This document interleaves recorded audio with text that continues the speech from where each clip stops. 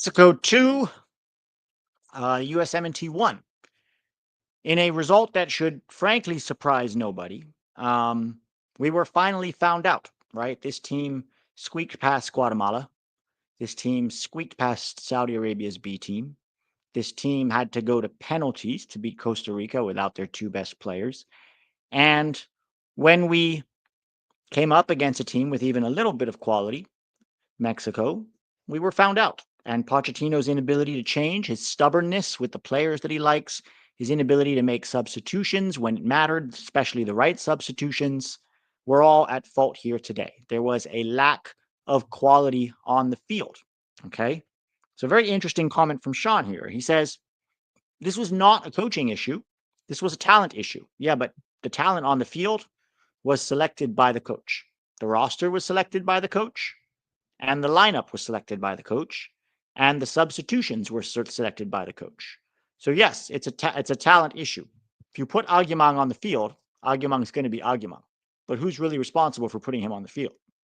Who's responsible for having Diego Luna play left back the whole time because Arfson can't defend as a left back, right? Who decided that we didn't need Joe Scally in this tournament and put a very raw Alex Freeman as our starter for pretty much the entire tournament, right? Because we decided that Joe Scally, and by the way, Poch said this, Scally not being there along with other players that could have contributed to this team was a football decision. So it's not that Scally didn't want to come, because I'm already seeing narratives about the Europeans that didn't want to come. No, that's Pulisic who didn't want to come. There's no evidence that Scally didn't want to come. According to Poch, it was, well, because, it's a football decision. And he said all these guys are the same level. Well, they're not. They're not, okay? Because even an fully MLS roster could win the Gold Cup in 2021, but we can't do it now, right? Why did we leave all these guys at home? And this is why people say stop criticizing the raw. Well, I think if we had Josh Sargent, Joe Scally, maybe a Tanner Tessman, maybe Busio, I don't know if he would have been much better. Why was Paxton Aronson not given more time? Why was Brendan Aronson not given more time? Why was a competent left back in John Tolkien not given more time? Poch stubbornly stuck to his boys. And when he came up against a team that actually had the quality to punish us, we got punished. Okay. Aguiman has one goal in the Gold Cup. One goal. Okay. I don't count accidental goals. They might count on the box score, but when you're evaluating players, it doesn't count. Right. I don't go, oh, the ball bounced off of him and in, so that somehow contributed to my evaluation of him. No. Chris Richards has more goals than our striker in the Gold Cup, and yet he kept starting. Right. It is a coaching issue. It's a coaching issue because Poch is in charge, right? So it is unfortunate, but the negative Nellies on YouTube, which is what we are frequently called, turned out to be right in the end. As soon as we came up against, I wouldn't even say a good team by world standards, a decent team, just like Turkey is not a good team by world standards, a decent team. We lost all three of the games we played this summer against decent teams. We struggled to get past all the minnows except for Trinidad and Tobago, right? We needed a last minute goal to beat Haiti. Richards had to step up against Saudi Arabia's B team. Guatemala made us play like hell and almost equalized in the dying minutes. Like Costa Rica took us to penalties. We squeaked past the minnows, and when we faced a team with even some quality, not a world power, okay? Even Switzerland's not a world power, right? They're a decent to good European team. What happens? We get found out. So, hey, Tack, how you feeling? I mean, it's like I would say out of the times we played Mexico, this would be like the least. Well, we've been beating them for quite some time, but losing to Mexico today, like we said, they were the slight favorites and were expected. And during the game, we saw it. They were clearly the better side. Some of it is on Pochettino from the player selections. Some of the players are just not good enough. Um, I would say for what this team is, the overall results of the summer were not as bad as expected. It wasn't a good No, summer, but I expected worse. I expected worse too. But to be honest, when you look at, because there's a lot of hype. I don't know. I was listening to the game, and all of they were saying was, "This team has made everyone believe again." I'm sorry, I never believed that in this team, even if they had won today, I still would not have believed in this team because this team is not going to be able to go to a World Cup. Very few players from this team can go to a World Cup and play well, right? And so they weren't making me believe. But reality is they lost 3 games against decent teams and squeaked past the minnows, and that's not good enough. But it is a case of these are the players we brought, the starting lineup. right, was the starting lineup, and Poch stuck stubbornly to it and then wouldn't make adjustments quickly enough when we needed them. It's like everybody could see that we needed to make adjustments, but the only person who couldn't see it was the guy making $6 million a year to do the right thing. Brought a roster full of MLS guys, played like MLS. Honestly, Tack, if you took the European players out of this roster, this would have been a disaster. We might not have gotten out of the group. Like, if you didn't have Chris Richards there, I don't know if we would have gotten out of the group. We would have gone toe to toe. Maybe we get out 5 points, 4 points. It would have been something like that. Maybe Well, we go out in Richards scored second. against Saudi Arabia. John Tolkien set up Aguiman, right, for We that probably winner would have beat against Haiti. Trinidad. We probably would have beat Trinidad. And then Maybe. it's a matter of like what the results would happen after. But Could have been a Tillman draw. also wouldn't be there. So, yeah. I mean, it's unfortunate, but I'm not totally surprised. I'm really not totally surprised. I want to say one thing though. What's important right now is that we don't overreact to the loss the same way we shouldn't overreact if we had won. Because if we had won, they would be hyping the living shit out of these players. Like Fox wanted to do this, right? But we do have to understand that one, this is not our A squad. Yeah. And it's been proven that. So we shouldn't overreact and panic. The problems with the U.S. men's national team go far before and beyond this summer. Whatever happened today, there's no reason to overreact to the loss. We're going to talk about the issues. I think it exposed a few players that we're going to talk about very soon. I mean, I don't think it exposed Ajiman. This guy's been exposed for months, but long ago. Yeah. But yeah, we'll dive into it. The positives, the negatives, and the player ratings. We have a lot to say. Yeah. Watching Freeman dribble directly into a defender on that little breakaway at the end hurt my soul, man. Yeah, look, Freeman's a young, developing player. He still has a long way to go. I think handing him the starting spot in this Gold Cup was a mistake when we left Joe Scally at home, who actually played well in Copa America. One of the few players who played well in Copa America. And I don't understand why we didn't bring him, because we wanted to bring Nathan Harriel and Alex Freeman instead. But yeah, he's not ready to start for this team even in Gold Cup, and that's okay. I mean, I don't think he'll ever, dude. Like you watch him play, the dude is very one-dimensional, can't beat anyone off the dribble, not good first touch, not good technical ability. And if you watched both goals, they were mostly on him. The first one, he fails to clear an easy pass, like it just goes right through him, and he kept Edson Alvarez on side. Yeah. So no, I agree with you. It's like I don't think he's good, and I've watched him with Orlando, and people are like, he is great with. It's like no, he's not. No, Like he's he's not. MLS flavor of the month, right? It's the same Yeah, thing people do with I Aguiman or White or whoever. I keep. I mean, yeah, it's whatever. Dransfield, this is on Christian and Weston, etc., who would rather be golfing and piping than playing. This group never had the chops to win a game like this. I think you have to separate those two. Weston was with Juve for the Club World Cup. They wouldn't have let him go. So I don't think you can really blame Weston for this one, but Christian Pulisic absolutely should have been here. He absolutely should have been here. And he's been criticized, rightfully so, for it.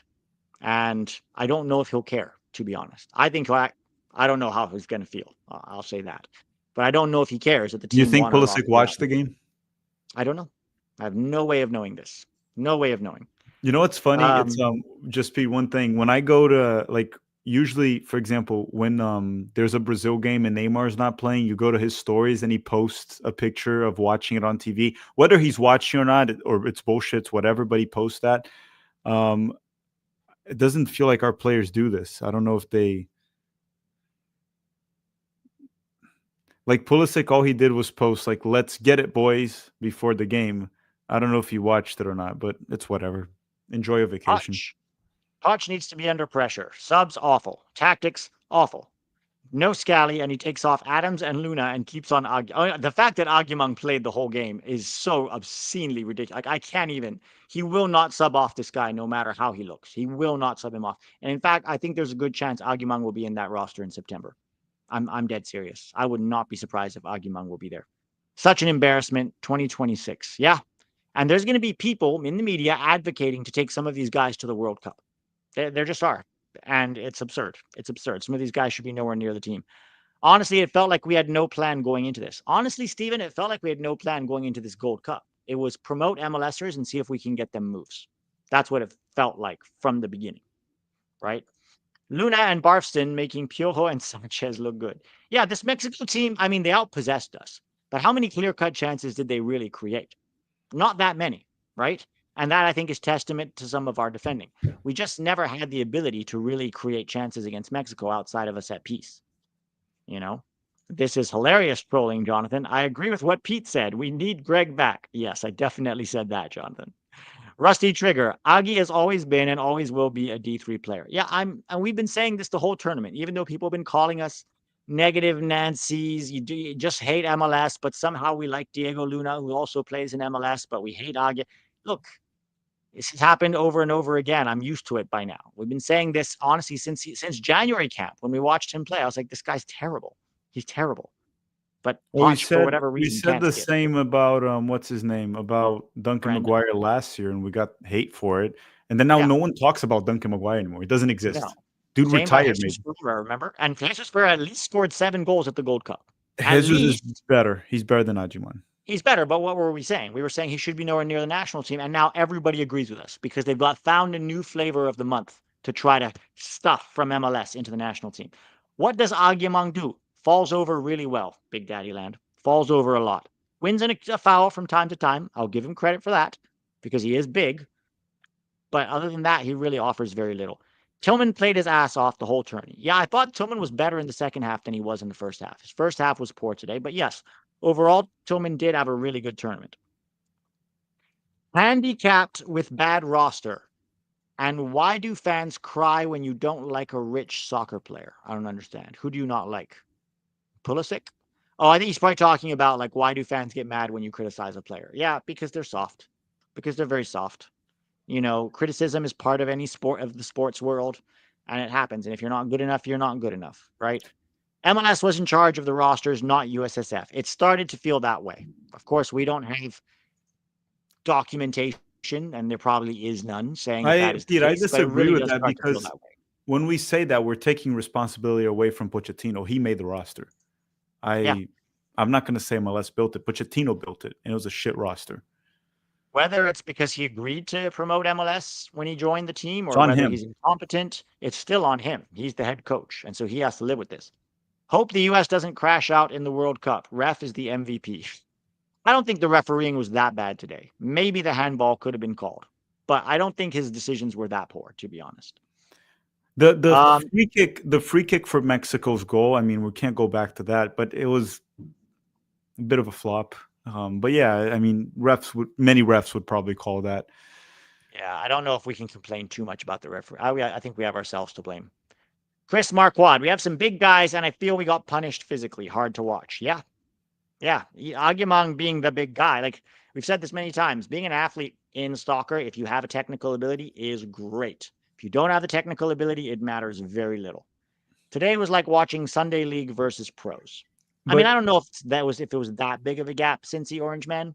I think we did a good job of limiting Mexico's chances. There was just very little we could do creatively. And some of that was the setup, which we'll talk about. Thank you, Julian. Appreciate it. Nick Kruger, sad we lost. Happy MLS is why. Fuck the guy is in tax chat saying, I hope ICE raids the stadium up. Jesus Christ. Guys, don't say nonsense like that. Ridiculous. Also, most of the Mexico fans are Americans. Yeah, most of them are Americans. Come on. This is ridiculous. None of that. There's no room for that in these chats, okay? Please. If I see anybody saying that, I'm blocking you. Not surprised. This federation system, MLS, selecting the wrong coaches and players, you get this result. I wouldn't be surprised if the USMNT gets grouped in the World Cup next summer. I think what we need to do, and this kind of goes along with Tack saying, not to overreact, and I agree with him.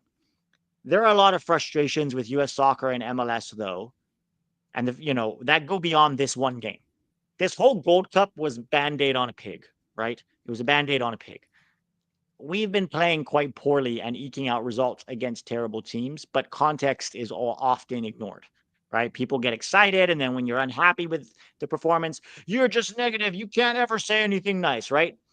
But reality is, you could tell as this team was progressing to the tour, you could just tell what the level of this team was, that they were capable of eking past some minnows, and then against any team with even a little bit of quality would get punished. And that's like you asked me before the game, Jack, like, who do you think is going to win? I was like, look, my heart wants the U.S. to win. But my head knows the way this team has been performing, Mexico's the better team. And 7, 8 times out of 10, the better team does win in soccer, right? Thomas says, hell, bring Zardes back over Agyemang. I mean, no, not any better now. Scally, Tessman, CCV, Trusty, Busio, Sargent, Nathaniel Brown, and Wiley would have made this team way better. Where were they? Poch is a stubborn imbecile. Also, maybe we could have brought Gio Reyna, since clearly Dortmund didn't want to use him at the Club World Cup, right? Played grand total of 12 minutes. Why didn't we fight to bring Gio Reyna to this tournament? I don't know.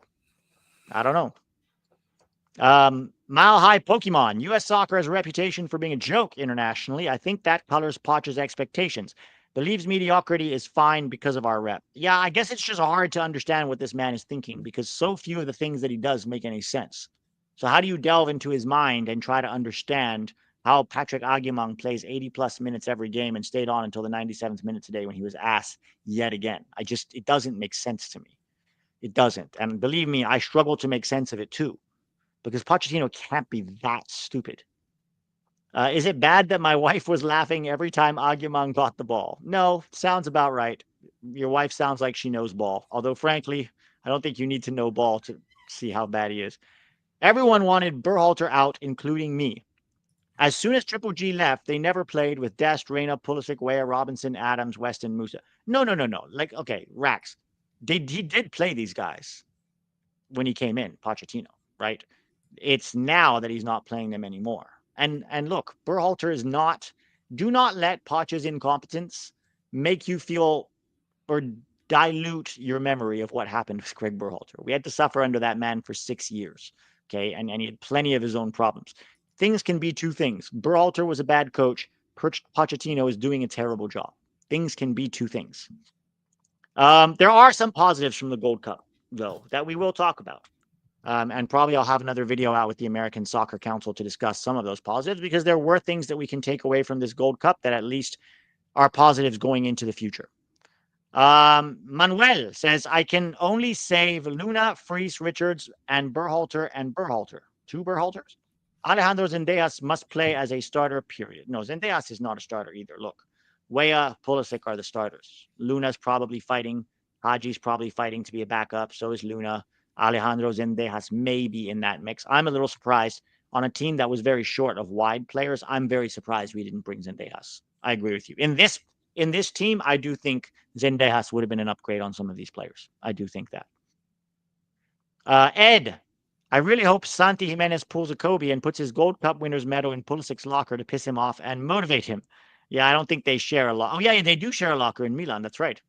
That would be quite hilarious. Although Santi even play today? I don't think he even came on.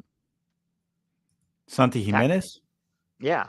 Yeah, he came on at the end. He was on. At the very end? That must have been in the he came on for Raul Jimenez. Yeah, he was on. Okay. Landon, do you know why some of the broadcast shows the VAR reviews after the play with the white line and gray, clearly showing the call, and other times it's just like the VAR call is decision without ever showing the call in contention? On the goal, they didn't show the VAR version of the goal, no. But if you watch the replay countless times, Alex Freeman was just a hair putting him onside. That's just reality. Freeman's leg or arm, I think it was his arm. No, it was his leg, because you can't score with your arm. His leg played him onside, right? I have something to say about Pulisic when you get to I'm going to get to it. I'll get to it. I want to talk about Pulisic, because I don't like this narrative that we don't blame him. No, context is important also. Yeah. This whole tournament, unfortunately, doesn't matter because the USMNT doesn't take it seriously. Yeah, it's true. Calling up some players that don't belong in this roster. Aguimang is the worst USMNT player ever. Agreed. And at least in the past, you had the excuse that the Nations League was also in the summer, so they didn't want to overload the players. But this is the first time that the Gold Cup and the Nations League were not in the same summer, right? Nations League was back in March. So no, it was also like that it was there was one that wasn't. We did win it in March with Berhalter. Oh, sorry, it was Copa America. Sorry, you're right. Because we had Copa. Yeah, it was Copa America. You're right. That's the first one. This is the first time that the Gold Cup has not been in a summer with the Nations League. So in the past, I understand a little bit more. You don't want to overload the players all summer long. But in this case, it didn't make any sense, right? Triple G would have had a better starting lineup and subs than Mr. EPL/Champions League coach. Whether that is true or not, Chunky Chunks, Berhalter was the first coach in history in all of history to get grouped at home in Copa America. Like you cannot compare Berhalter to Pochettino and say that, oh, we're better off with Berhalter. It's like two different versions of shit right now. Well, Like 2019, did he have better subs? He put Daniel Lovitz for Tim Ream when we needed a goal. Also, even in 2021, yeah, we won 1-0 with they had. It's like, guys, the problem with these bad results is that people forget how bad it was with Berhalter. That's the problem. they do. MLS mediocrity was on full display. Pochettino has no desire or respect for U.S. soccer. He is a stooge. Yeah, I mean, I don't know if he respects U.S. soccer or not. It feels like he does not care. And by the way, I'm going to talk about Tim Ream saying shame on you to the critics of this team. Because guess what, Timmy? The critics were right. The golf belongs to Mexico. Not sure that's what we were playing for here today, but all yours, Chibang Bang. Hard to win when you play 10 versus 11. Agreed. Agreed. Aguimang literally jogging the entire game. He could at least press. A basic soccer coach can see he provides nothing. Tim Ream, the best passer, the center back. Yep, agree with all of that. I thought Richards was a good passer too, but I think Ream's passing was very good today, even under pressure. Been questioning Poch's job since Nations League and Swiss game. You and me both, Zach. Stop with the Pulisic nonsense, says Ant Go Blue. He didn't play in 2021. So, like I said, Ant Go Blue, in 2021, he played in the Nations League in the same summer, and Berhalter brought two different teams. So it's a Pete, different context now. wait, there's a lot of different context there. Also, we had World Cup qualifying in September, Yeah, so there was something coming up important right there around the corner. We were not coming out of a crisis because the U.S. men's national team got grouped in the Copa America, lost in the Nations League in the semifinals, and the fan base, media, even the media, the shows on the media, everyone was questioning the commitment of this team. Pulisic coming in this summer was to make a statement. It's like, we yeah, have to be here. I'm the leader. I'm going down with the ship if I have to, but I am with the team. And let's go till the end. Let's win this Gold Cup together and build back our confidence on this team and this roster that's been poor. And after that, we only have friendlies for the World Cup. We only have friendlies now, yeah, which you can only do so much. So the context of each scenario is different. And to be honest, I also thought Pulisic probably should have played in 2021, but they didn't. These yeah, players seem to love to skip camps. It's a very U.S. men's national team thing. It's very weird. I see the Brazilian players like fighting their clubs to play in the Olympics and Copa America the same summer. yeah, Richarlison, Neymar. And then I see the American players saying, oh, I got this ingrown toenail. I got to go to Cancun for a week. Or I don't know, I got hemorrhoids here and I got to go rest in Miami. It's just very weird for me to see because I'm not going to name two. I have friends that played for the English national team in the 2000s that I know in Brazil. And I talk to them and it's kind of crazy because every time I talk to them, they were like, what do you mean Pulisic didn't want to play for the national team? Like with our teams, we go every time. Like it's an honor to play. It's not about the money. It's not about it. Like we just want to play. And then you have these American players that just like wanted to take the summer off and make spaghetti at home and play golf. I'm sorry. Like you can defend Pulisic all you want. And we didn't lose because of him. Like the team is shit. And maybe even with him, we would have lost. But we can't continue to be soft and coddle our top players. That is yeah, why he is how he is. Did you guys watch his interview with CBS where he was literally saying that? Like, yeah, he almost pretty much said it, his words, like as if yeah, it doesn't matter. I'll go there, score a goal, and they'll cheer for me right after. That's the entitlement you give him when you just allow him to do whatever he wants like that. yeah. I'm just going to be honest. If Pochettino does not call up Pulisic in September, I do not have an issue with it. No, I I agree. do not have an issue if he's not called up in September. Yep, yep.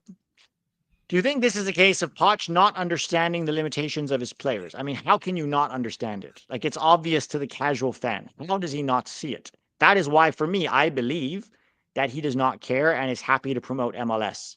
That's what I honestly believe. Because, I mean, Pochettino is not a perfect coach. He's made plenty of mistakes in his time as a coach, including his substitutions. That's been something that's been pretty constant with him. But the whole idea that he doesn't see how bad Agia is just nonsense. I'm sorry, it's nonsense. There's no way you cannot see it. I asked that because it never seemed like we never subbed Agyemang out or changed our offensive shape. No, we didn't. We really didn't. I mean, we did bring in Downs, but we were still playing in a 4-4-2 toward the end there, and it really didn't have an impact on the game. What he needed to do was sub out Agyemang altogether. But anything but sub out Agyemang is kind of his motto. Thank you for the super chat. Definitely not a bot. Although I would love it if bots started giving me $20 in the chat. That would be great too. Resting for the World Cup is okay, but let's hope they can adapt to Poch's system and adapt to playing with each other and not look all over the place with the A+ rosters. To be honest, I don't think Poch has a really complicated system. I think it's pretty straightforward.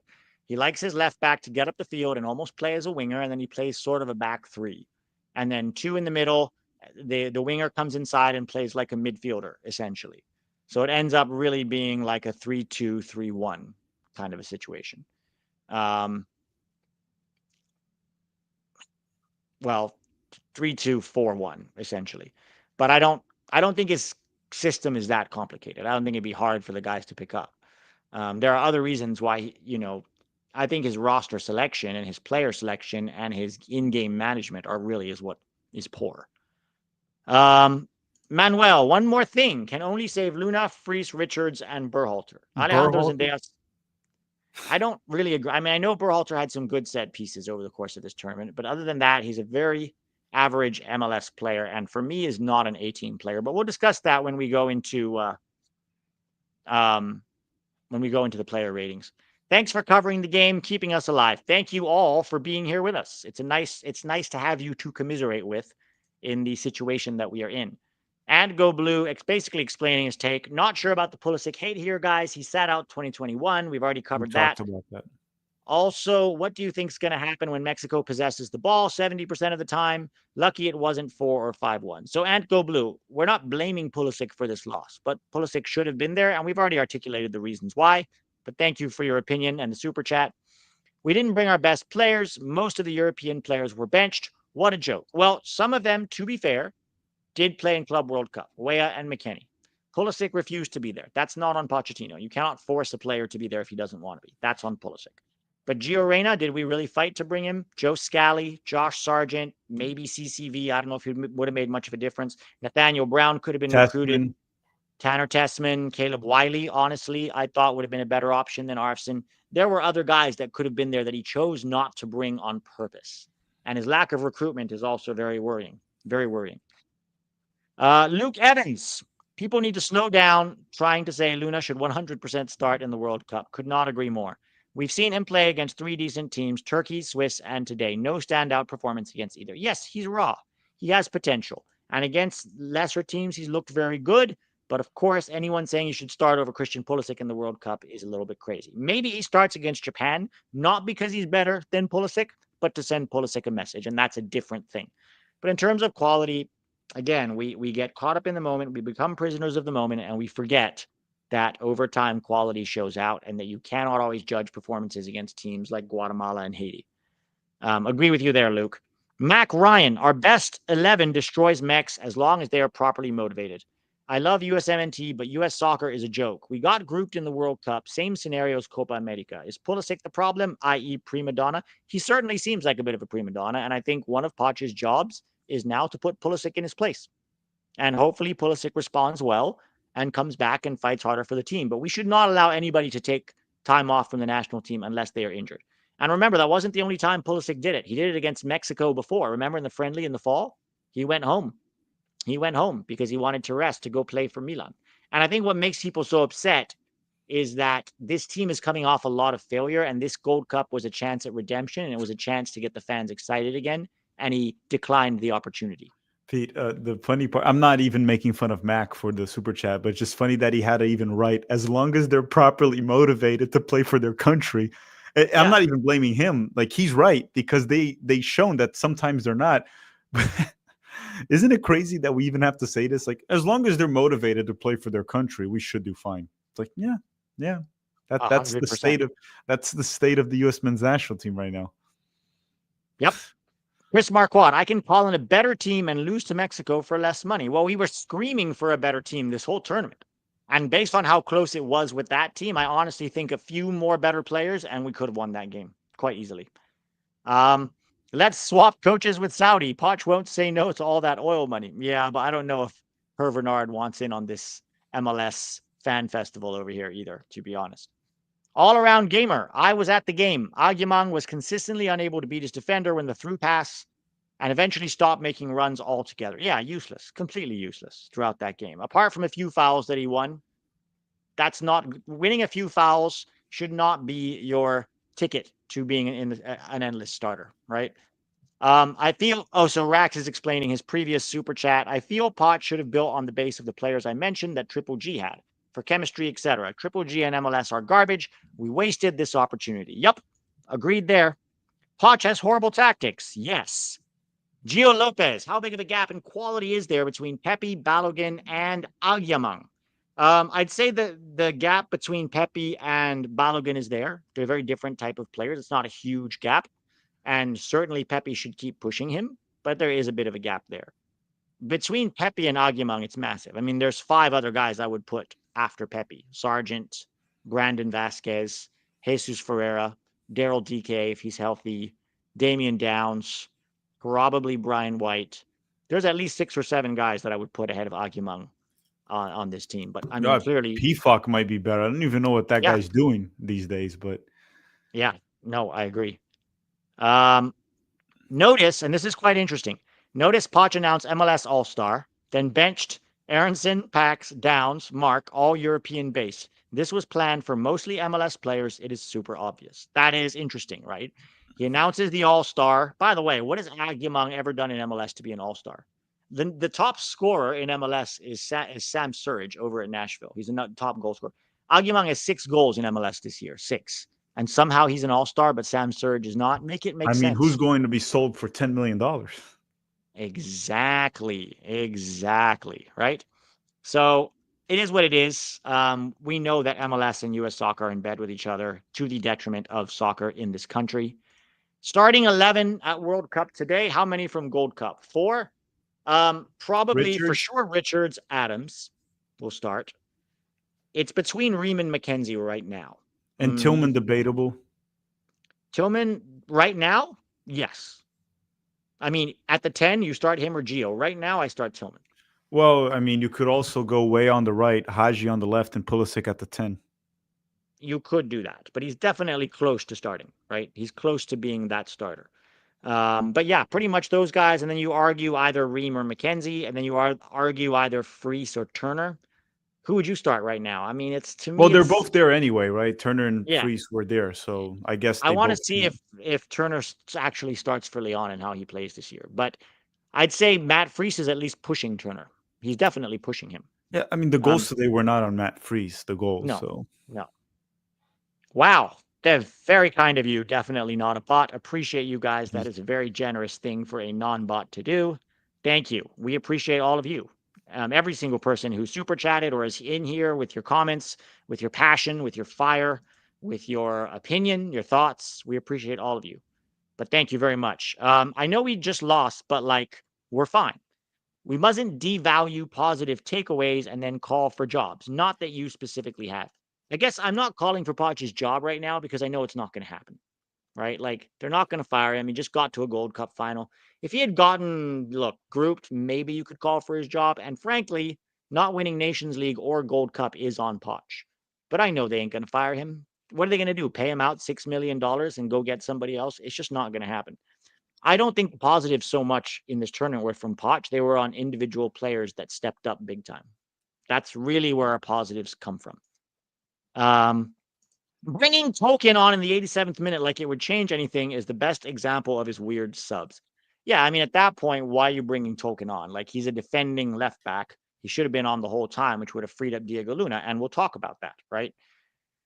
He would have freed up Diego Luna to do more of what he does instead of all the defending that Diego Luna did during the game, which, by the way, I think he played left back more than Max Arston did. At least we're not Canada. That is true. At least we didn't get knocked out in the quarterfinals. And by the way, if we're talking about kings of CONCACAF Canada, it's Mexico.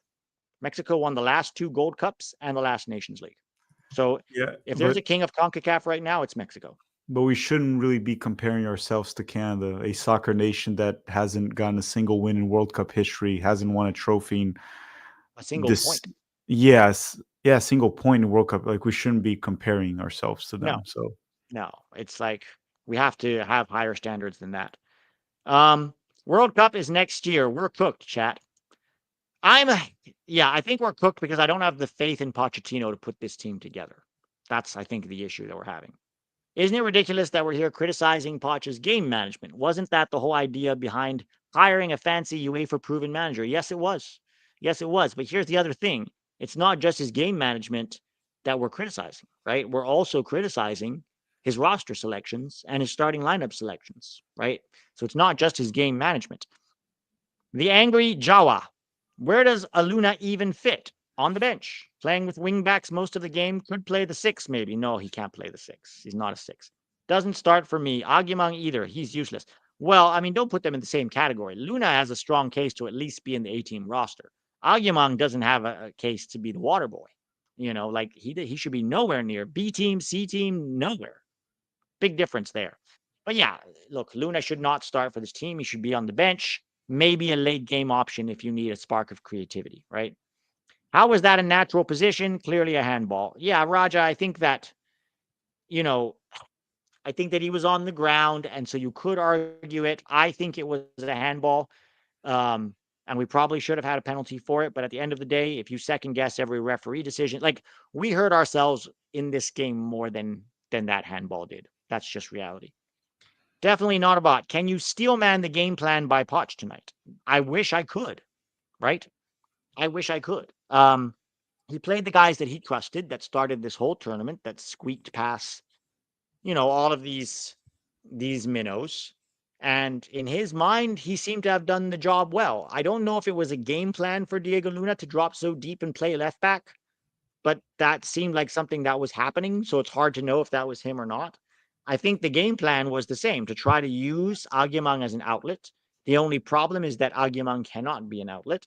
And then when you're getting attacked down that left-hand side, Luna has to drop back. Tillman has to drop back, and they did. So then what you need to do is when you win the ball, you need a big man up top, a hold-up striker, right, to hold the ball. Agyemang can't do that. So then you keep giving the ball away, and then they keep coming down your throat, and we got tired. I'm not surprised we conceded late in the game. We were very exhausted. Like I said, early on, we started defending way too early on. Way too early on. We sat back, and when you're sitting back in a block for that long and Mexico's moving the ball, you're the one that's getting tired, not them, because the ball is doing more of the moving, right, for them. But for you, you have to adjust your position, and that block has to move with the ball, so it tires you out. And then when you're tired, technique goes, concentration goes. It was silly, but it was unfortunately what we were forced to do considering the personnel that we had on the field. Who would you start for goalkeeper at the World Cup? I honestly don't have a strong opinion about that right now. I want to see Matt Freese against Japan and South Korea. I also want to see what happens to Matt Turner. Does he start for Lyon? And if he does, how does he play? I think Pete, those are two things that I want to see. in the World Cup, it's pretty straightforward. It's like you start the hot hand at that point, whoever's in form, Yeah. because Whoever's better form. yeah, because if you get a Matt Turner from like the 2021 Gold Cup, we should be fine. Like if we get that version of him. So it's essentially start the hot hand, because I don't think that the level, the gap between them is anything noticeable. No, I don't think so either. I think it's the hot hand, and we just sort of wait and see. The freeze frame of the handball is almost art. Yeah, I'm not going to talk about the handball anymore because we're just rehashing things we have no control over. Poch leaves even if we win World Cup for club football. Yeah, but Poch also has to be careful because this can damage his reputation to a degree. It can. If the team sucks at the World Cup, sure, to some degree, people will say, oh, it's the US, it's not on Poch. But we have to remember, he hasn't won a trophy, right? He failed with PSG. He did do well toward the end with Chelsea, but there was a lot of questions about him. And so I think he has to be a little bit careful too. Because if he fails yet again, sure, the B jobs might still be available, but the big clubs might be looking at him and going, nah, his in-game management isn't great. Here we go. Chico told you. My Mexico friends, they are not casuals. We're not impressed. Goes to show how bad this Mexico side are. Yeah, so they weren't even impressed that they won. Contrast that with USMNT fans that are impressed when we beat Guatemala and want everybody to bring out the pom-poms and stop bringing up legitimate criticisms, right? So yeah, look, there's a lot of things to talk about. We can start with the positives, and I think with this game tonight, there weren't that many positives, except that Chris Richards once again had a very big game. I don't know if I can think of any other positives because the starting lineup was not great. I think some of the guys who carried us this far, Tillman and Luna especially, didn't have great games. and we lost the game, and the in-game management was poor. Would you say certain players getting exposed is a positive? I suppose. I Yeah, so I suppose. guess like Ajimon getting exposed for the 250th time, that's a positive. I think Diego Luna to a certain extent got exposed not of being a bad player, but just of the hype people were talking about. It just Yeah. brought him back to earth. It's like this guy is not a locked in starter. He can fight for that spot. He's definitely earned a spot with the roster, but it just kind of brought everyone back to earth of what we were talking about. So that's another one. Sebastian Berhalter got exposed, not a good player. A lot of fight in him, and occasionally can deliver a good set piece. Honestly, he might just be a slight better version of Acosta, from what I can remember. Sebastian Berhalter, maybe right. We'll go individually and talk about players, but a lot of players got exposed that we can just move on from because I know for a fact if we pulled a scrappy 1-0 win, there would be calls, there would be shouts for all these players to be in the World Cup. We've seen this before. So to a certain extent, not the loss itself was good, but certain players getting exposed is good. Because you got to remember, we lost to every single semi-good opponent we faced this summer. They only beat countries that are not even ranked top 50 in the world. And then they lost to any decent country. So there's that. Another positive, I don't think there's another one. No. I guess for the most part, our defense did all right today, for the most part. And with our defense, I want to add Diego Luna in there because it felt like he was doing a lot more defending than attacking today. Well, he fights. We know that. It was like hustling because a good portion of defending is hustling. A good portion of it. Yeah. No, good point. There were several moments where Arfston didn't even drop back when we lost the ball. Like, I don't know if you remember this, but a couple of times. But we turned the ball over and he's not even running. He's not even jogging back. He's just standing there and he's literally the left back. So this was a real problem. I'm struggling. I'm really trying to think. I mean, Downs got some minutes. What did we really learn? We didn't give any service to him. It was just, I think there's so many negatives from tonight, apart from what we just said. I Um, guess Matt Freese didn't have any glaring errors. I'll give him that. You we know, learned he's from mostly Landon reliable. Donovan that if Ajiman was a bit cleaner on the ball and more clinical, he would be playing for Barcelona. That's what Landon said.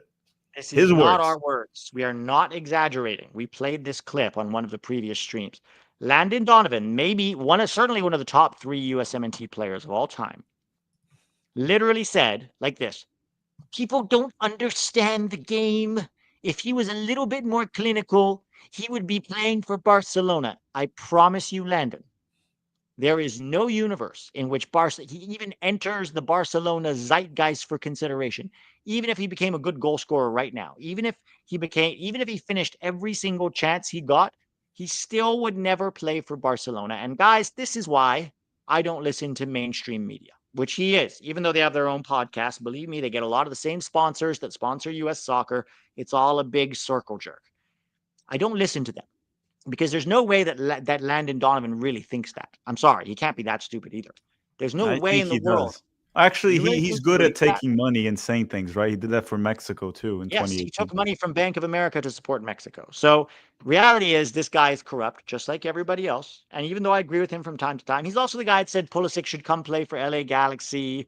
He said Weston McKennie should never play for this team again. He says a lot of nonsense, but saying that Patrick Aguiman could play for Barcelona if he was a bit more clinical is one of the wildest takes I've heard from mainstream media. And that coming from one of our best players of all time. Which Dude one should was stop. worse? Which one was worse? Leggett being a top 5 essential player for the U.S. men's national team, or Ajiman if he was a little more clinical, he could play for Barcelona? I still think Or that's worse. we also seen the Cade Cowell to Barcelona rumors. Yeah, I mean, that's insane. I think they're all bad, but I think Aguiman to Barcelona, I think would be something a stand-up comedian would say. You know how you say something so outrageous that it's funny? I think that honestly, that's the level of that. Um, so that's why I don't listen to mainstream media, including Donovan. But look, negatives. We'll just start with the starting lineup. Once again, Poch put out the exact same starting lineup that frankly did not look good in this tournament outside of Trinidad and Tobago, right? We didn't look particularly good against Saudi. We didn't look particularly good against Haiti. We didn't look good against Costa Rica or Guatemala, but he kept trusting these guys because they squeaked by with results. And the problem is when you evaluate all of your opponents on the same plane, it's like yeah, this isn't those minnows that we were squeaking past. Why did we put Arfston and Agumang out there? Why did De La Torre get another start? Why did the Aronson brothers not get any chance? Why wasn't Paxton even on the bench? He just had his best ever season in the Eredivisie at a level that Berhalter has never played at. Like, why wasn't he even at least on the bench? Why did Brendan Aronson not start? At least he's going to work hard on both sides of the ball. I'm not Brendan Aronson's biggest fan, but based on who was in the roster, we still put out the same starting lineup. And by the way, this team was probably very exhausted because they didn't rotate at all throughout this tournament. Tack, your turn. Well, it's what you just said about the starting 11. They kept saying, if it ain't broke, don't fix it, because they were beating these like terrible teams. Well, guess what? Eventually, it got broke. Actually, it was broken during the friendlies. He just kind of like put it back together, and then it obviously wasn't broke against these terrible opponents. Guys, beating Haiti 2-1 is a terrible result. Beating Saudi Arabia's U23s 1-0 at home is a terrible result. Beating Guatemala 2-1 at home is a terrible result. Tying Costa Rica 2-2 when they're missing half of their team is not a good result. So besides 5-0 against Trinidad, which that is a good result, there was no single good result this summer. Not a single one. Another negative, let's see. Another negative is that, Pete, like it or not, we didn't really gain anything from this summer. And at some point, it felt like we were gaining, for example, Luna and Tillman with the performances. But when push came to shove against Mexico, they struggled. And that was essentially, they struggle against all the good opponents we faced this summer: Mexico, Switzerland, Turkey. So it does feel like it was a wasted summer, maybe outside of Richards. That might have been the only thing. But I mean, it I thought doesn't Tillman stepped up quite big this summer. I against want to terrible give teams. against terrible teams, but even before against terrible teams, he'd never done that, But right? again, against Mexico, Switzerland, Turkey, he didn't step up. So does it matter? Like, we'll see how he does against Japan and South Korea. But I think outside of Richards, because he also played well against Mexico, right? Um, I don't think we gained much from this summer. Yeah, and we wasted a lot of time. We wasted a lot of time, and we wasted a lot of spots on guys who now have these caps, right? They're going to be called USMNT players on MLS broadcasts, right? Max Arfson, the USMNT player. You're cheapening what it means to play for the national team when you just hand out call ups to the undeserving, right?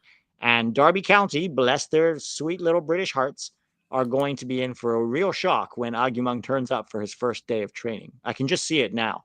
The assistant coach watching him receive his first pass under pressure and go, "What? We paid how much for this guy?" Like, I'm sorry, they are in for a rude awakening because I don't know what scout told them that this guy was worth 10 million. But my God, Well, you're right. someone wrote in the chat, but Tack, Gio also hasn't done shit outside of CONCACAF. That's not true. Gio, before the injuries and everything, he was actually scoring and getting assists in the Bundesliga Yeah, before the injuries. Like he was actually impactful in the Bundesliga. And even after the injuries, there were games where he had an impact, but then it became much more inconsistent. That is not true. You go back to Gio in 2021 and even 2022 before the injuries became a problem. I mean, there was a season, didn't he get like double digit goal and assist, not both, but like combined in the Bundesliga as like a 19-year-old? That's not true. That he only had an impact in CONCACAF. It's not true. Now, and sure, he hasn't been also good. at the World Cup, he didn't play, so it's not really his fault. I mean, it's a different story, right? But Gio's a different thing right now. He needs to go figure out his situation. I think once again, Poch's in-game management was found out because we scored first, right?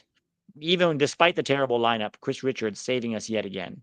And then we just sat back and absorbed pressure. And it was very clear, like I said earlier, that we didn't have an outlet. And instead of changing it up at halftime, which is what he should have done, probably brought on Token to defend so Luna could be an outlet, brought on Downs for Agyemang. Maybe you could have made a Brendan Aronson sub if you wanted more help defensively for a Luca De La Torre, but he didn't do that. He did not do that. And so at the same time, he waited way too long, never pulled off Agyemang, brought in John Token when you need a goal, who's not exactly goal dangerous.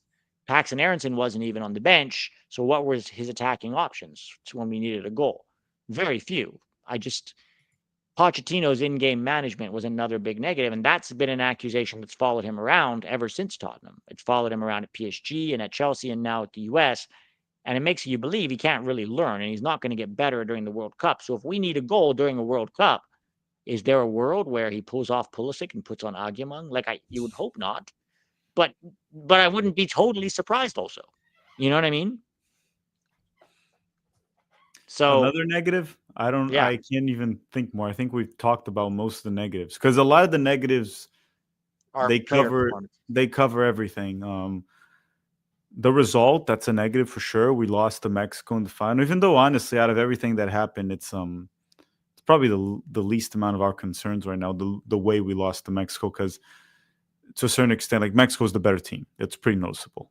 Regardless of them creating a lot of shots or not creating goal scoring opportunities. But yeah, I don't know. I guess we go to player ratings because that's where I'll we finish can. a couple of these super chats and then we'll hop in player ratings. Wouldn't we lose with Pulisic and friends? I don't think so. I think if we had guys like Scally, Pulisic, Sargent, maybe Zendejas out there, I think we went. See, I don't think we weren't thrashed by Mexico. They didn't create that much. It was a tight game, right? I'll give credit to this team that at least kept it tight for Mexico. And I think with more quality on the field, we win that game quite easily. Yeah, Costa Rica tied Mexico 0-0. Right. So Why did we play so well under BJ as interim? He gave the players a lot of freedom, unlike Greg Berhalter. He generally selected the right players, and he managed the games effectively. It's really that simple. Like, it's not that complicated. You put your best players in their best positions, and you get tactics that suit them, and then you adapt in game. It's not that complicated, guys. BJ might be good. Like he actually is doing very well with Nashville. Like Yeah, we made fun of him he when he could took maybe be over. our next coach after Yeah, 26. when he took over, we made fun of him at the time because he was like the third option, right? It was Anthony Hudson, and Hudson stepped down, and then BJ took over. Yeah, But he did a good job there. And then in the Gold Cup, he lost, but it was a terrible team too. Like the reserves were there. But BJ's doing well with Nashville. He might actually be a good coach. yeah, and maybe he should be in consideration after the World Cup. I wouldn't mind him giving him a shot, especially early on in the cycle. Tessman, Sands, Paredes, Maloney, Sargent, Pifok, Griffin, Yao, Fossey, Bello, Wiley, Ledesma, Busio, Aiden Morris, Booth, Brother, some notable players that play in Europe that we could have called. Yeah, some of those I agree with you on. Some of them I would not have brought, like Bello or Pifok. But certainly guys like, Sargent, Griffin, Yao, Tessman, Sands is injured. Paredes also injured. Maloney, not sure about. Ledesma, not sure about. But yeah, there a lot of those guys for sure could have been brought in. Scally for sure. If the under 17s and the under 20s have a good World Cup, would you have hope for the future? Yes. I mean, there are some young players, the under 17s and under 20s. But keep in mind, the last 3 under 20 World Cups, we did get to the quarterfinals and then lost. So it's not like we had bad under 20 World Cups. It isn't always a great indicator of future success, right? What you more want to find is 2 or 3 players in each of those age group that are high enough ceilings that they can contribute to the national team. That matters more than the actual results, although results are good for hype, right? Like if Mathis Albert has a really good under 17 World Cup, that's very encouraging, even if the team loses in the second round. So it's more about finding gems at that age. Does our A squad win against these guys? I want to say so, but then look at our A squad in the Nations League, right? Look at the Nations League. I want to say yes, but our A squad has plenty to prove still as well. Guys, your videos are keeping me sane. Appreciate you both and the community you're fostering here, even on the rough days. And likewise, Phil, on the rough days, we need you guys as much as you need us. Jeff Carey, 1, 2, or 3 starters for the World Cup off this team. That's easy. It's Chris Richards, Malik Tillman, probably Tim Ream. Tyler. Oh, Tyler, Tillman, Malik. That's it. And then Ream is in contention to start, probably with McKenzie. Gold Cup versus boring watch, except for Freese and PKs. I think you mean was a boring watch. Yeah, agreed. Jeff Carey, my negative is that tack is too negative. I still love you. Sweet cheeks. Wow. How's the van coming there, Jeff? Agyemang hype is similar to Daryl DK, but at least DK was decent and had a little technical ability. Yeah, DK was better than Agyemang, and I'm Well, not a big DK stan. DK also wasn't on the floor all the time. He would body Yeah. people. Like Yeah. he would actually body people. He was better. DK before the injuries was clearly better than Agyemang. Yeah. Vern Desk Cardoso and Balogun supposed to be here if they didn't get injured. Would have definitely been a huge upgrade for fuck's sake. Yeah, I mean, but those injuries you can't do anything about, right? Players get injured. It's more the players that weren't injured that could have been here. That's what really sort of grinds your gears. Another one from our boy Jeff, part-time Poch, PTP. Fans no show in the World Cup to support USMNT is a worry. I'm not too worried about that. It's the World Cup. America is patriotic as hell, and I think fans will still show up for the World Cup. Let's jump to player ratings, Tack. And obviously, we'll start with Matt Freese. I'm tempted to do all over the Gold Cup, but actually, we're going to do an American Council episode about this. Let's stick to this game alone. I'm going to give Matt Freese 7.5 because I thought he was steady enough in what he did. Didn't have any real glaring errors, and I don't think he could have done much about either of the goals. So I don't have any complaints. I thought he held the ball. There was that one moment where he could have maybe held on to a ball that came in, but I think 7 or 7.5 is fine. Yeah, I'll give him a 7. I mean, we can't really complain about Matt Freese when none of the goals were on him. He's not a brilliant goalkeeper by any means, but he was not at fault at all. Today, so 7. he was serviceable. Yeah, it was okay. He was okay. You want to start on Alex Freeman? I'm gonna give Freeman a 2. Pretty useless on the ball. In terms of defending, I can rewatch. I watched the first goal many times. It felt like he could have either gotten tight with the player that assisted Raul Jimenez, or he could have cut that pass, which wasn't a strong pass. On top of that, Freeman was the guy that left Edson Alvarez onside, and he was just abysmal on the ball. So I'm just going to give him a 2. He's very stiff, technically. Quite stiff. That's what I noticed. He's not a good player. Like, that's the truth that people don't want to hear, because every time we have a prospect that is like holding his own in MLS, we saw this with George Bello. We've seen this with many other fullbacks in the past too. It's like, I'm giving him a 2. I'm going to give him a 3 because I think he was bad, but not awful. Chris Richards, boy, I'm giving him a 9. Scored the opening goal and a very tough header, by the way. That was not an easy header. The ball was slightly behind him. He had to kind of snap it with his neck. It wasn't like it just glanced off of him into the goal. And by the way, this is another big goal in a big game. Do you remember he scored it with a header against Canada in the Nations League from a Giovanni Reina? He seems to be a specialist. And then also we have against Saudi Arabia. Chris Richards is the number one positive coming out of this tournament, and I'm giving him a 9 today. Yeah, I mean, I was going to pretty much give the same rating you gave. If you gave an 8.5, 8.5, 9, something like that, it was a good game from him. He scored, which honestly, his goal might have been a big reason why this wasn't a bloodbath, because we got that early lead. We started to defend well, but if Mexico scored first and we had to come out and attack Mexico earlier in the game, could have been 2-3, 4-0. Yeah. So I'm giving Richards a 9 as well. He also cleared everything. Like all those crosses that Mexico was putting in, he was there. And that's a lot of reading the game and understanding where the ball is going to be. You want me to read it for you? 13 clearances, 10 headed clearances, 15 defensive actions, 1 recovery. He won 2 out of 3 ground duels and half of his duels in the air, scored a goal. What else can you ask for the center back? Yeah. You want to go on Tim Ream? Tim Ream, trying to remember. On the goal, I don't think it was entirely his fault, but maybe Chris Richards makes it there on time, right? Faster player to block Raul Jimenez. He didn't make it on time. He wasn't as good as Richards, didn't score, but I don't think Ream was terrible throughout the game. I'll give him a 6. Okay. I'm going to give him 6.5. I thought his passing was pretty good, and that was sort of a redemption arc. I am worried, though, about Chris Richards' partner at the World Cup, because Ream already looks a little suspect when you ratchet up the level, and he's going to be a year older. And Mark McKenzie is still error-prone. So I think one of Poch's number one priorities is who's going to start next to Richards at the World Cup. And fingers crossed, knock on wood, nothing happens to Richards. Because if something happens to Richards, like an injury before the World Cup, we're toast. We don't have good center backs right now. That's why 38-year-old Ream is still starting. But Pete, I was told MLS is doing a tremendous job with development, but we don't have like 2 center backs. That's how good of a job they're doing. They're doing such a good job in MLS that right now we don't have a goalkeeper. We don't have a backup. We don't have a second center back. We don't have backup fullbacks. Well, we have one backup, Joe Scally. Well, and Richards wasn't even developed in MLS. 30 teams, and we can't develop an elite center back right now. Well, they're gonna So say Dallas, but yeah, you're right. he spent 1 year in Dallas's academy before Bayern snapped him up. They had very little to do with his development. He was developed in Alabama. All right, give Alabama their credit here. Um, yeah, I think 6 for Tim Ream, but I am very worried about that center back spot next to Richards at the World Cup. And then Arsene. I'm giving Arsene a 3.3. No, the only reason he didn't get really exposed, and he did get exposed a few times, it just never became a goal because Richards cleared it. The only reason it wasn't worse for Arsene was because Luna was helping him out defensively. I'm giving him a 3. Yeah, I'll give him a 3, which is better than Alex Freeman for me because he wasn't directly at fault for any of the goals.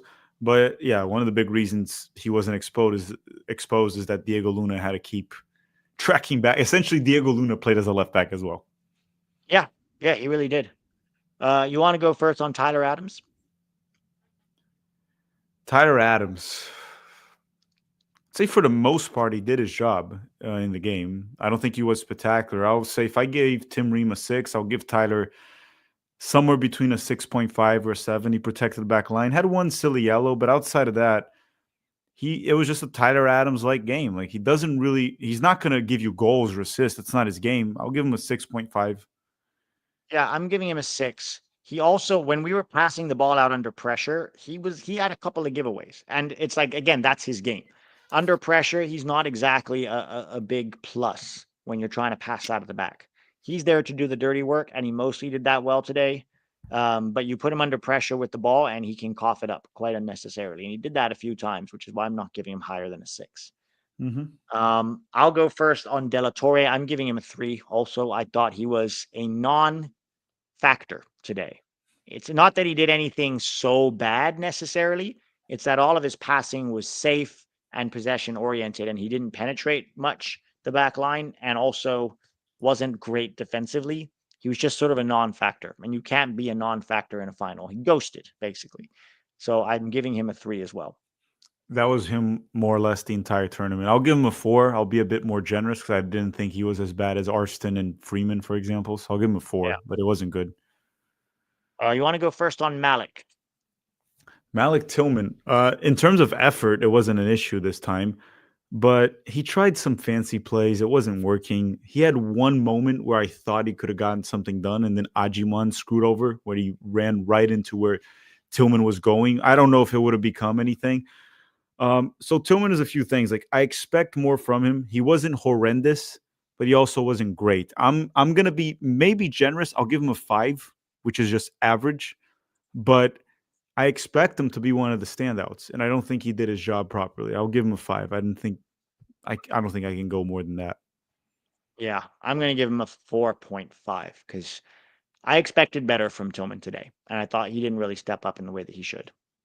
Um, let's see how he does for Bayer Leverkusen. Yeah, he's about to have a big season coming up, and let's see how he does. Sebastian Berhalter, an interesting one because he did get the assist on the goal, and I'll give him credit for that. But other than that, I would say also a non-factor. Running back and like effort was there, right? He's running back, he's defending, he's trying to do his best.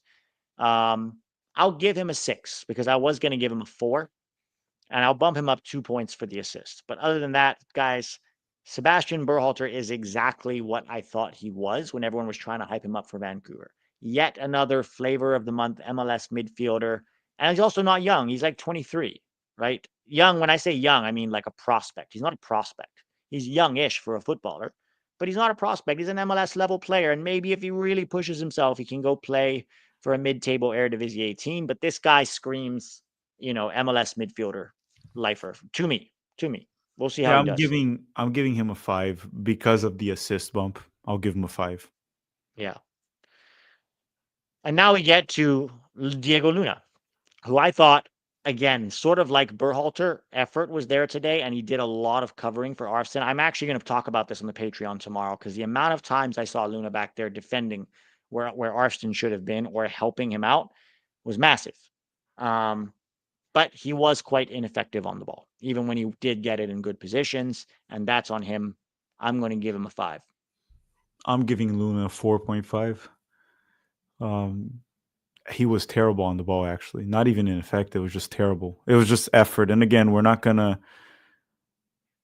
give anyone a high rating because he put in effort. Because Berhalter put in effort too. I was gonna give Berhalter a 4.5, and I bumped it up to 5 because of the assist. I thought Luna's performance was more or less similar to Berhalter, but without the assist. So I'll give him a 4.5. Yeah. So just to address Drew here, 23 is young in the sense that you still have a lot of your career left, but it's not young in the sense that he's a prospect that has massive, yardage for improvement. At 23, especially as an attacker at 23 years old, you are essentially who you are. The only thing you're really going to improve on is your decision making, and that can come with experience. But in terms of your technical ability, 3-4% improvements maximum at that age already. So it might be young in the sense that he has a lot of years left still as a footballer, but you essentially are who you are at that age in terms of your technical ability and your player profile. And that doesn't really change that much. Marginal improvements can exist. But he shouldn't be anywhere near the national team. And then last but not least, you want to go first on Aguimang? I have mine. He just tried, but it's just like bad at everything. I mean, probably I'm like giving him a 1, and the only reason he's getting a 1 is because he won the free kick from which we scored. That's it. I'll give him a 2 just to be generous with him. It doesn't even matter to rate him. It's just like general consensus. He was shit. Yeah, absolutely. I mean, we've said everything we've needed to say about Patrick Agyemang, and his fans have mysteriously disappeared. Have you noticed the last 2 games? They're Where's that nowhere upper 90 guy that just like upper kept 90 who still believes that this guy is a battering ram and somehow going to be a factor. He's a non-factor this entire Gold Cup, and the one goal tells the tale. So I don't know what people want. Last but not least, Pochettino. I'm giving look, starting lineup was wrong. Also, in-game management was poor. Only thing you can kind of say was he limited Mexico's chances, but I think that also hurt us because we went defensive way too early. Sorry, I'm giving Poch a 2. Yeah, I'll just piggyback on that. There's no point in talking about it. We talked about it a lot on the negatives. The roster was an issue. The starting 11 was an issue. The in-game management was an issue. The subs, like it's unreal that he went with Ajiman all the way to the end. Um, Got to give him a 2. It's the same that I gave Ajiman. I'll give Pochettino the same. He gets paid Yeah. $6 million a year. Also, you'd expect more. You expect a lot more. Yeah. Jeffrey says, I miss Balogun so much. Hope we never have to watch Aguimang ever again. I'm going to tell you right now, there's a 70% chance Aguimang will be in that September roster. I hate to break it to you. I doubt it. I think he's not. They're selling him to Derby. You're never going to hear of him again. Because Trust he me. plays in Europe. Yeah, they're not going to call him up. The goal here was probably to sell him, and then he won't be in the January camp because he can't, and they're not going to talk about him anymore. Trust me, this was probably the last time you've seen Ajiman with the U.S. men's national team. I'll believe it when I see it. Poch seems way too in love with this guy. Oh my God, some of these press conferences have been dull. Yeah, Poch doesn't say anything interesting. I've watched a lot of his press conferences. They're all platitudes. There's nothing interesting. Very boring stuff. Just like an old uncle who's just kind of like, yeah, we want to do good. He's nice. Okay, bye-bye. Like it doesn't nothing is really that interesting with him. Hopefully Balogun does come back. Swan says, now with the Gold Cup out of the way, what teams would you like to see the U.S. play in the upcoming friendlies before the Gold Cup? So we really don't have that. I mean, the World Cup. We really don't have that many opportunities left. But we are going to be playing Japan and South Korea in September. There were rumors about some possible other teams in October and November. I think we need to go play the best in the world. See if we can get South American teams: Brazil, Argentina, Uruguay, Colombia. See about European teams, right? France, England, Spain, Germany, Portugal, the Netherlands. Just try to play the best in the world, and then we'll see where we're at. Because even though they're friendlies, it at least gives you some measure of where you're at against those teams. And if you can't get those teams, can we get a good African team? Like, well, good is, can we get a Morocco, right? Right, someone like that who at least has some quality. Like Switzerland was a good friendly. Even B European teams are good practice, right? Can you play Belgium, for example? They're not a terrible, terrible team. But yeah, we have to see what U.S. soccer does and, what other teams want to do. We're not exactly a big draw for these teams either. Ethan, the fact that you both know who should be on the roster over a respected manager that's getting paid $6 million from our federation is embarrassing. Yeah, no, it really is. It really is. It's mind-boggling, honestly. Call up Banks this fall. Hopefully, Banks starts playing more. He was injured toward the end of the season. Hopefully, he plays more this season, but that is still a big concern for both of us. Is the situation with our center backs. We have a good coach. Why can't we just lock in? Well, the good coach is part of the problem, Julian. But he has 1 year. Okay. Here's the thing, at the end of the day, if Pochettino goes and gets this team to ball out at the World Cup, none of this will matter, and all will be forgiven because that is what he was brought in to do. It's just hard based on his past, based on this team and the way they're playing, and it's hard to see him improving on some of his very clear weaknesses. I will do the Patreon breakdown tomorrow of this game. I want to get more granular with some of these things. And you guys, if you want to sign up, Pat, the link is down in the description. Tack also has a Patreon. You're gonna do the 7 things we learned tomorrow, right, Tack? Yeah. For this game for sure. Cool. I do also want to one last time plug my new channel, which is not going to replace 11 Yanks, but if any of y'all like movies, I've added another channel to the repertoire. Pete Reviews Movies. Go check it out if you enjoy films. This is more the acting, storytelling, filmmaking side of me coming out, and I like this opportunity to be able to talk about films as they come out. So if any of you like movies and you want to hear my thoughts on some of the latest movies as they come out, go check that out. Any last words, Tack? No, just drop a like in the stream, and there's still a lot more to talk about this summer. Then there won't be so much, and we look forward to the new season. And hopefully, the United States men's national team makes a massive 180 in the next few months because the World Cup's coming up. The World Cup draw, the group stage draw, is less than 6 months away. Yep. There. But just to talk about going forward, guys, we have obviously the European season is going to start. We're going to talk a little bit about transfers, I'm guessing, in the next coming weeks.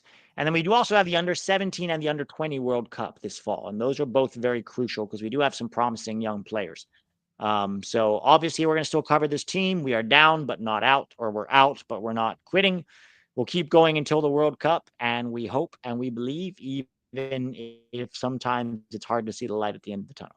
Thanks for watching, guys. Thanks for hanging. Appreciate all of the support and all the love. And even those of you who disagree with us, that's fine too. We'll talk to you soon.